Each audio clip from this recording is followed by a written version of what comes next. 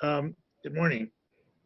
This is one that I had planned to read in a few weeks from now, so I'll have to find something else for then.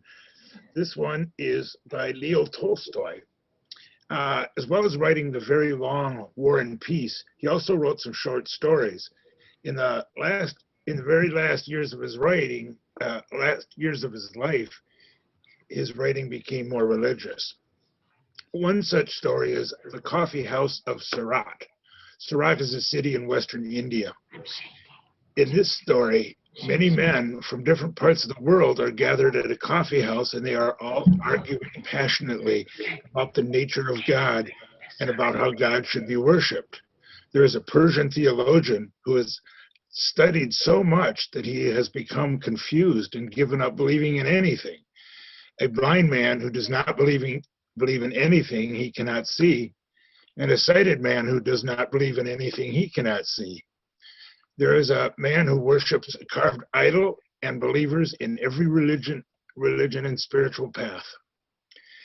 A student who has been silent this whole time was asked his opinion, and he says, "Sirs, it seems to me that it is chiefly pride that prevents people from agreeing with one another on matters of faith. The sun does not go round the earth, but the earth goes round the sun, revolving as it goes and turning towards the sun in the course of each 24 hours, not only on Japan and the Philippines and India, but Africa and Europe and America and other lands besides.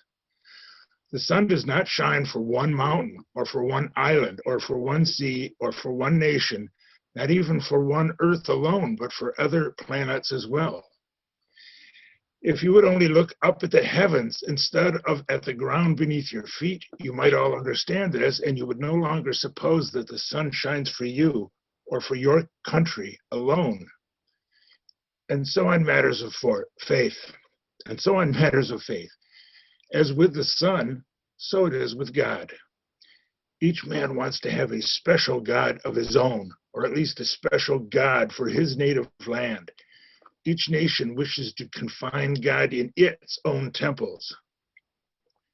Can any one temple compare with that temple which God has built to unite all persons in one faith and one religion?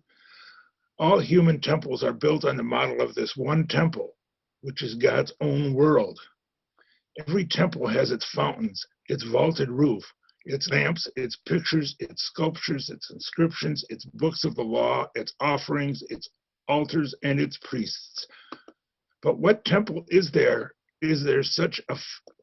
But in what temple is there such a fountain as the ocean, such a vault as that of the heavens, such lamps as the sun, moon, and stars, or any figures to be compared with living, loving, mutually helpful men and women? Where are there any records of God's goodness so easy to understand as the blessings which God has strewn abroad for human happiness? Where is there any book of the law so clear to each person as that written by God in our own hearts? What sacrifices equal the self-denials which loving men and women make for one another? And what altar can be compared with the heart of a good person on which God accepts the sacrifice? The higher one's conception of God, the better one will know God.